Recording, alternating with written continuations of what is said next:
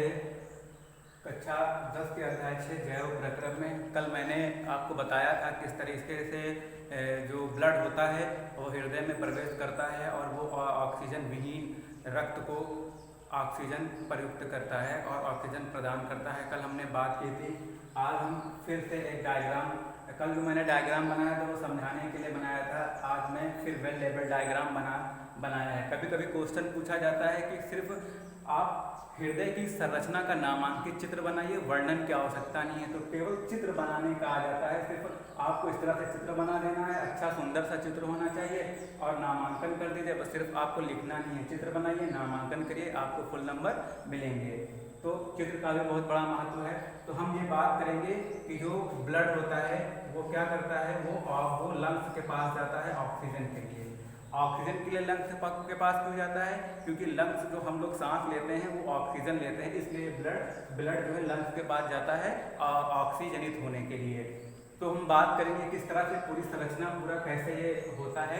तो सबसे पहले ब्लड दायां अलिंद में आएगा। सबसे पहले ब्लड कहाँ जाएगा? दायां अलिंद में आएगा। सबसे पहले ब्लड दायां अलिंद में आएगा।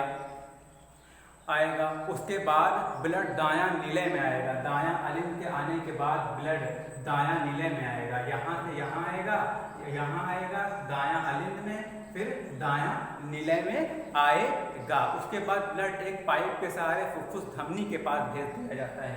उसके बाद फिर ये पाइप के सहारे क्या होगा, एक फुफ्फुस धमनी होती है वहां भेज दिया जाएगा। जबकि ब्लड यहाँ आएगा, फिर यहाँ आने के बाद ये क्या करेगा, यहाँ फुफ्फुस सिरा के पास भेज देगा। फिर ब्लड कहाँ चला? एक पाइप के सहारे, माफ कीजिएगा, फुफ्फुस धमनी में, एक पाइप के सहारे फुफ्फुस धमनी में चला आएगा। फुफ्फुस धमनी में आने के बाद फुफ्फुस धमनी के पास भेज दिया जाता है। उसके बाद क्या होगा? उसके बाद ब्लड में ऑक्सीजन जुड़ जाएगा। फुफ्फुस धमनी में जब आ जाएगा तो ब्लड से ऑक्सीजन जुड़ जाएगा, क्योंकि फुफ्फुस धमनी जो होती है वो लंग्स से जुड़ी होती है, लंग्स यानी फेफड़ों से जुड़ी होती है और फेफड़ों में ऑक्सीजन होती है, जिसकी वजह से फुफ्फुस धमनी में ब्लड क्या हो जाता है, ऑक्सीजन युक्त हो जाता है, ऑक्सीजन से जुड़ जाएगा। उसके बाद ब्लड फुफ्फुस सिरा के द्वारा हृदय में प्रवेश करेगा। फिर फुफ्फुस धमनी से इस पाइप के सहारे होते हुए यहाँ फुफ्फुस सिरा में आ जाएगा। फुफ्फुस सिरा में जब आएगा तब क्या होगा, तो फुफ्फुस सिरा के द्वारा हृदय में प्रवेश करेगा। फिर ब्लड बायां अलिंद या बायां नीले में प्रवेश करने के बाद फिर बायां अलिंद या बायां नीले, जब यहाँ आ जाएगा फुफ्फुस सिरा के पास, जाहिर सी बात है कि बायां अलिंद और बायां नीले में चला आएगा। तो फिर क्या होगा, बायां नीले और बायां अलिंद या बायां नीले में प्रवेश करेगा। ब्लड बायां अलिंद या बायां नीले में प्रवेश करने के बाद या महाधमनी के द्वारा पूरे बॉडी को ब्लड भेज दिया जाएगा। फिर प्रवेश करने के बाद यहाँ आएगा, यहाँ से यहाँ जाता है, महाधमनी के द्वारा पूरे शरीर को भेज दिया जाएगा। ये था ब्लड का प्रोसेस। अब ये पूरी बात हो गई ब्लड की। अब फिर उसके बाद हम बात करेंगे कि उसके बाद हम ये बात करेंगे कि हृदय से कौन कौन सी बीमारियां होती हैं।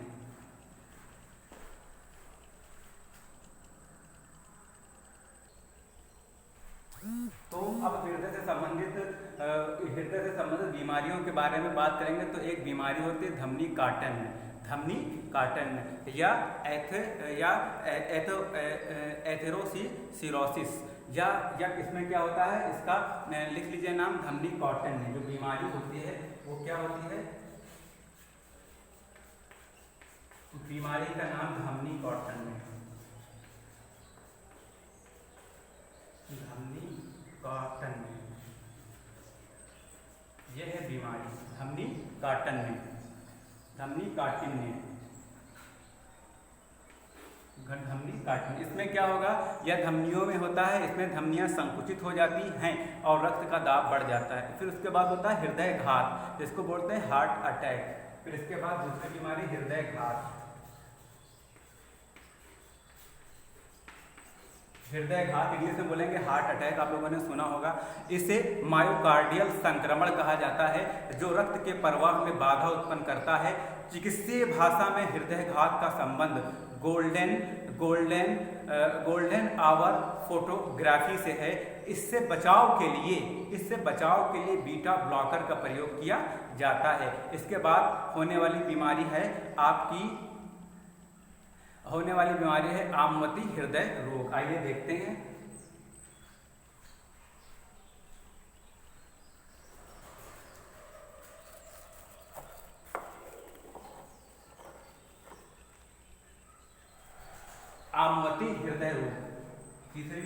नाम है आमवती हृदय रोग।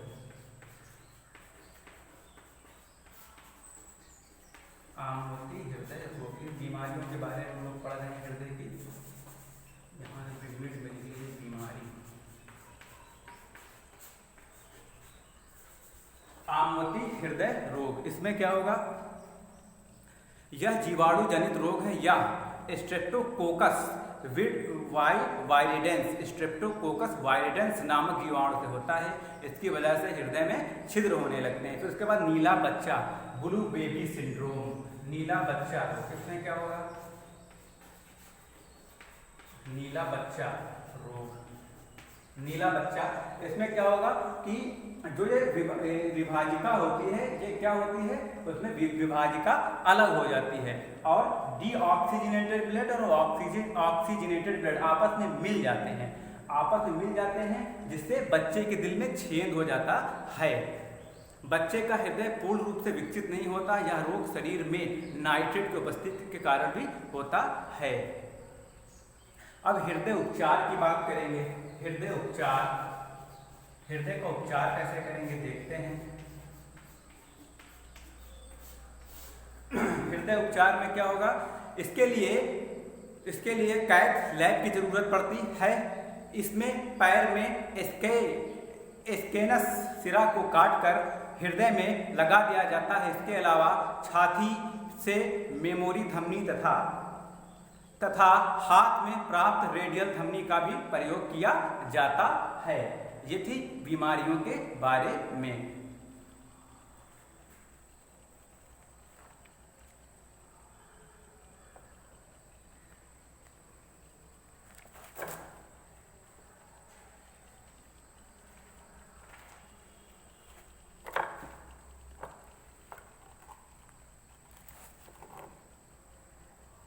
फिर इसके बाद हम लोग हृदय उपचार की बात हो गई।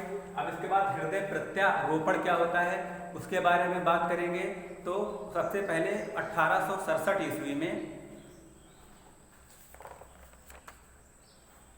माफ कीजिएगा, सबसे पहले 1967 ईस्वी में अफ्रीका के वैज्ञानिक डॉक्टर क्रिस्टन बर्नार्ड ने किया था हृदय प्रत्यारोपण।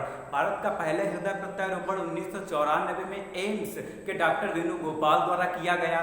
विश्व का पहला मानव निर्मित कृत्रिम हृदय का प्रत्यारोपण 1982 में किया गया, जिसका नाम जार्विक 7 था, जिसे डॉक्टर विलियम जॉन तथा डॉक्टर रॉबर्ट जार्विक ने किया था। हृदय के संबंध में तथ्य क्या हैं? केंचुए में 4 कक्षों वाला हृदय पाया जाता है। सरीसृपों में 3 कक्षों वाला हृदय पाया जाता है, परंतु मगरमच्छ व घड़ियाल में 4 कक्षों वाला हृदय पाया जाता है। फिर पक्षी व स्तनधारियों में 4 कक्षों वाला हृदय पाया जाता है।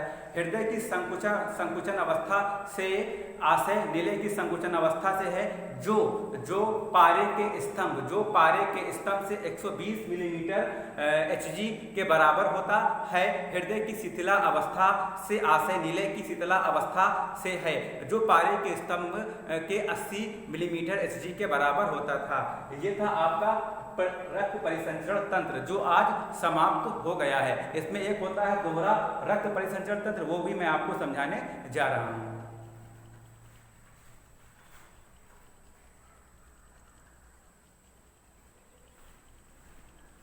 अब हम लोग बात करेंगे दोहरा रुधिर परिसंचरण तंत्र क्या होता है। तो मनुष्य के हृदय में 2 अलिंद होते हैं, 2 निलय होते हैं। तो हृदय के बाएं भाग में हृदय के बाएं भाग में शरीर से अशुद्ध रुधिर आता है। अशुद्ध रुधिर पल्मोनरी चाप द्वारा फेफड़ों से शुद्ध होने के लिए चला जाता है। हृदय के बाएं भाग में पल्मोनरी स्राव द्वारा शुद्ध रुधिर आता है। ये मैं पहले आप सबको बता चुका हूँ। शुद्ध रुधिर आता है।